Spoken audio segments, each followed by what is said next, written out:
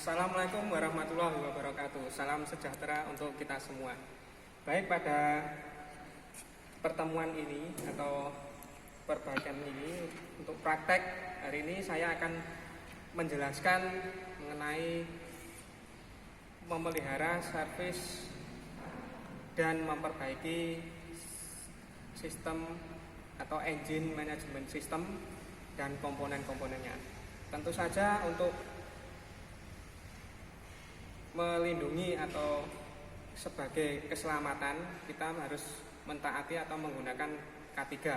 Yang pertama adalah helm safety, yang kedua masker, yang ketiga adalah sarung tangan kain, yang keempat pakaian kerja atau wear pack, yang kelima tentu saja sepatu safety.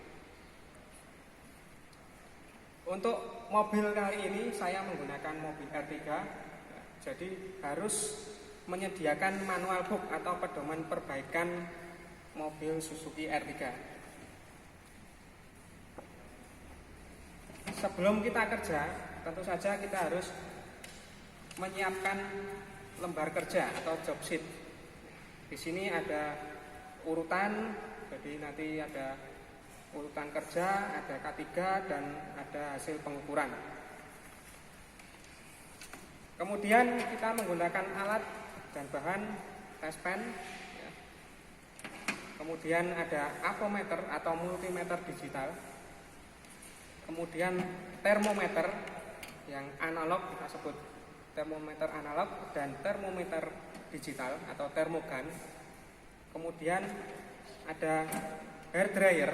Ini gunanya untuk nanti kita mengetahui suhu di IAT sensor. Kita panaskan sampai suhu berapa derajat, kita ukur tahanannya. Kemudian jika nanti di mesin kita kesulitan untuk mengukur dengan avo atau multi, kita menggunakan sambungan kabel seperti ini untuk memudahkan kita pengukuran. Selanjutnya yang terpenting adalah scanner. Ini saya pakai merek Lance tipe X431 Pro 3. Nah, di dalam scanner ini itu nanti sudah ada konektornya. Ini terhubung dengan Bluetooth dan printernya. Jadi scanner ini mewakili semua merek mobil, baik mobil Jepang atau Asia dan Eropa. Untuk bahan dan alat yang lain kita menyediakan majun atau lap, kemudian ada toolkit yang ada di sini, dan tentu saja untuk melindungi mobil supaya tidak lecet ada fender cover.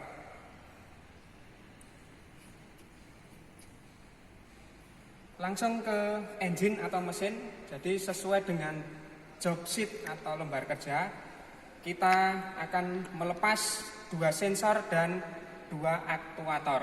Jadi nanti kita lepas untuk kita scanner atau kita trouble code. Yang pertama itu sensor IATS atau intake air temperature. Sensor letaknya di filter. Kita lepas, kemudian ada oksigen sensor. Kita lepas. Kemudian 2 sensor sudah terlepas. Kita lepas 2 aktuator, yaitu injektor yang nomor 1. Ya. Kemudian ada oil control valve atau OCV. Itu untuk sebagai kontrol yang mobil sudah dilengkapi VVTi. Letaknya di bawah, agak ke dalam. Kita lepas.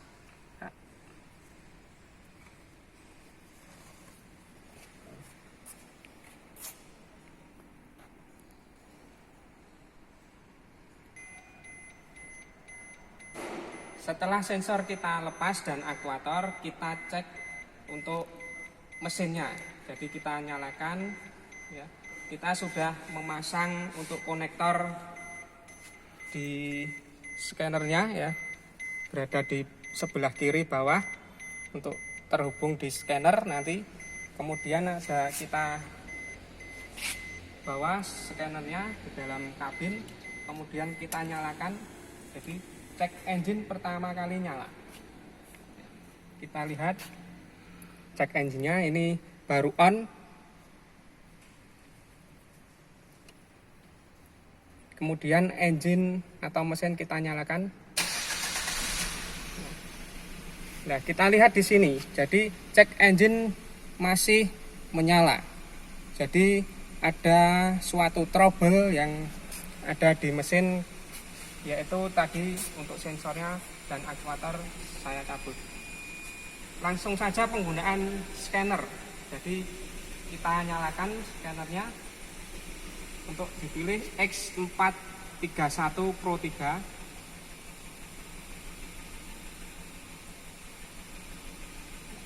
Kita pilih ASEAN, kita pilih Suzuki karena menggunakan Suzuki. Kita klik confirm.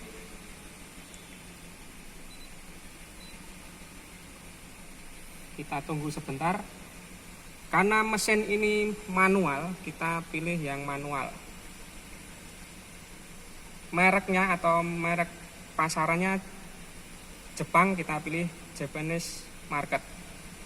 Nah, kita akan mengetahui trouble code-nya. Kita pilih ECM atau Engine Control Module. Kita tunggu sebentar. Kita oke. Nah, di sini ada pilihan modul informasi, read fault code, clear fault code, dan read data stream. Kita pilih read fault code. Jadi yang kita trouble untuk sensor dan aktuator tadi. Nah, di sini sudah keluar data trouble code-nya. Jadi tadi sensor O2 atau di sini HO2S. Ini kode DTC-nya P0036. Jadi ini malfunction. Ada P0113 IATS, ada P0010 itu aktuator OCV, dan P0201 adalah injektor.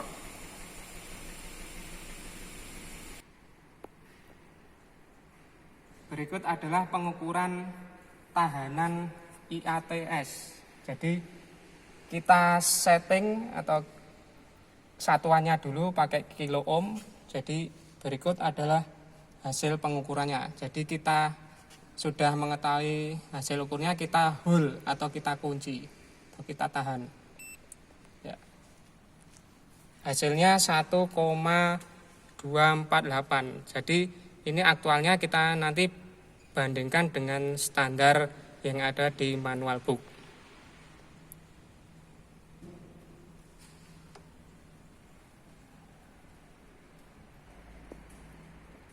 Sensor yang kedua adalah mengukur tahanan oksigen sensor. Jadi ada terminal 3 dan 4 kita hubungkan, dan untuk di avometer atau multi kita pakai satuan ohm. Hasilnya 9,6. Jadi nanti kita bandingkan dengan standarnya.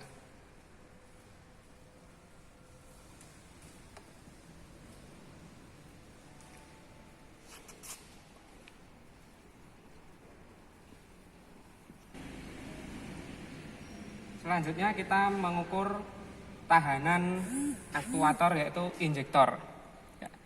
Kita setting dulu satuannya dengan ohm ya. Dan hasilnya adalah 13,5. Kita hold dulu. Ya. Dan kita bandingkan dengan standar di manual booknya.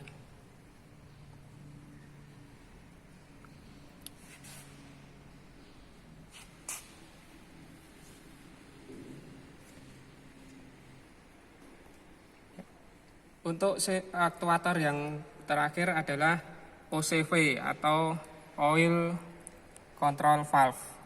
Jadi kita memakai sambungan kabel untuk memudahkan pengukuran dengan avometer.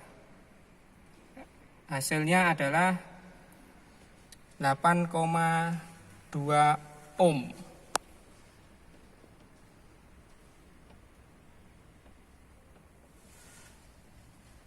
Nanti kita bandingkan dengan standar yang ada di manual book.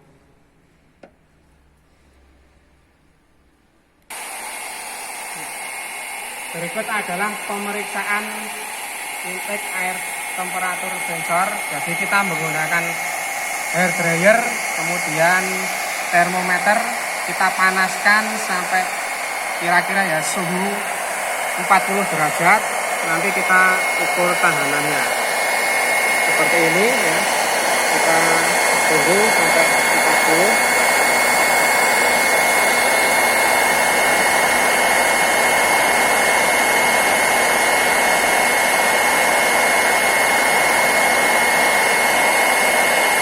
Kemudian kita ukur tahanannya.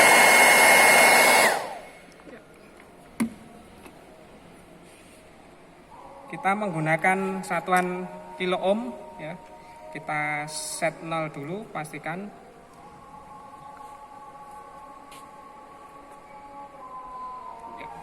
Kita ukur tahanannya.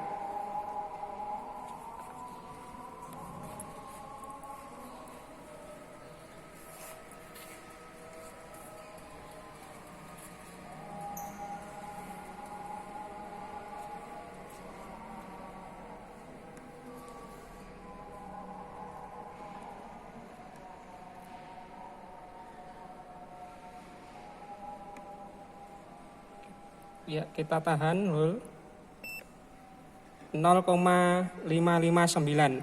Jadi nanti kita cek atau kita bandingkan dengan standar di buku manual.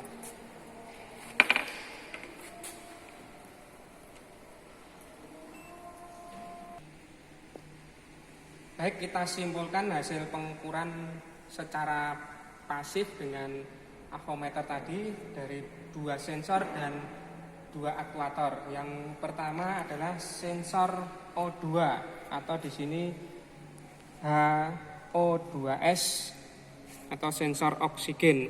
Jadi hasilnya 9,6 ohm tahanannya dan standarnya 6,0 sampai 12,0 ohm. Jadi masih masuk spesifikasi.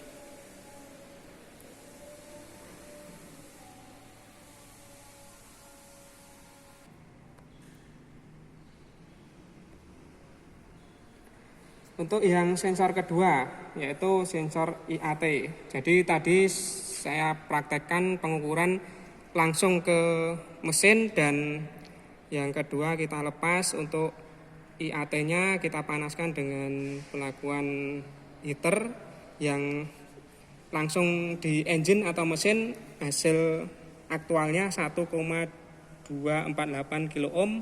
Kita bandingkan dengan standarnya, masih masuk spesifikasi. Kemudian yang IAT yang kita lakukan pemanasan dengan hair dryer, hasilnya 0,559 kilo ohm pada suhu 40 derajat Celcius. Itu masih masuk dalam spesifikasi. Jadi saya simpulkan, untuk semakin suhu tinggi maka tahanan di IAT itu akan semakin turun.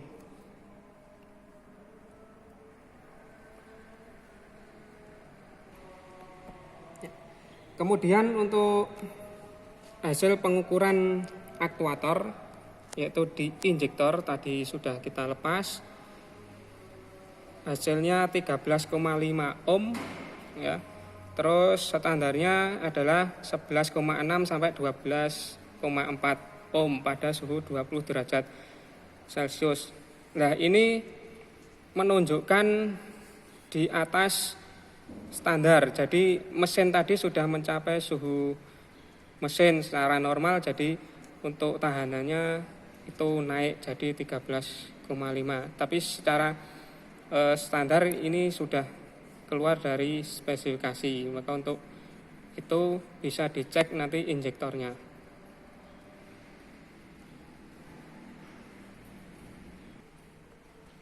Terakhir, pengukuran aktuator oil control valve.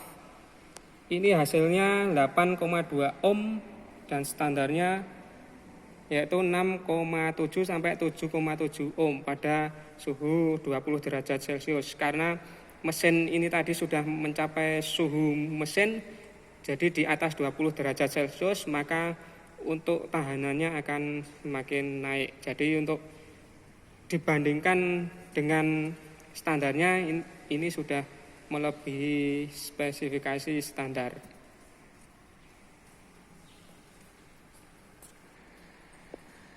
Setelah kita melakukan pengukuran, kita coba untuk mengembalikan atau memasang kembali sensor-sensor yang telah kita lepas atau kita cabut atau kita periksa.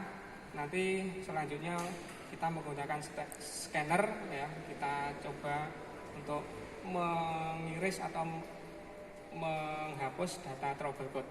Yaitu kita pasang dulu aktuator dan sensornya.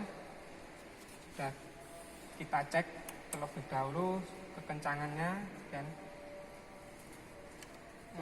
semua sudah terpasang kembali, tinggal kita menggunakan scanner untuk mengecek atau menghapus data trouble code.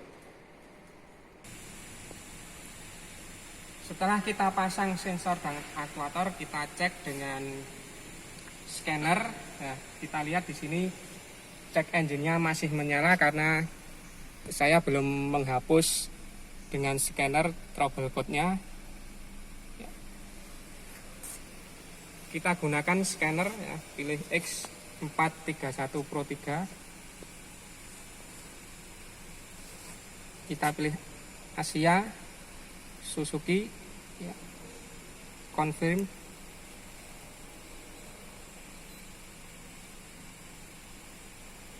Kita pilih manual select, Jepang, ya. ECM.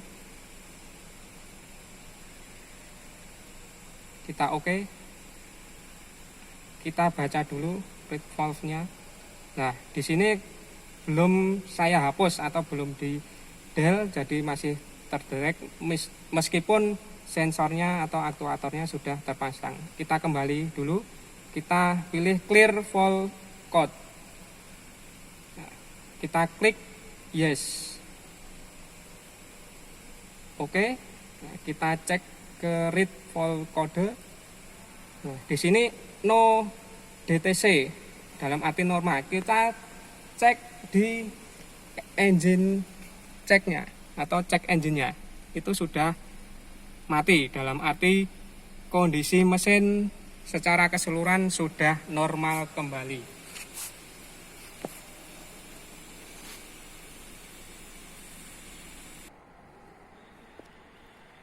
Demikianlah akhir keseluruhan dari memelihara atau servis dan memperbaiki engine management system dan komponen-komponennya. Semoga bermanfaat bagi kita semua. SMK bisa hebat.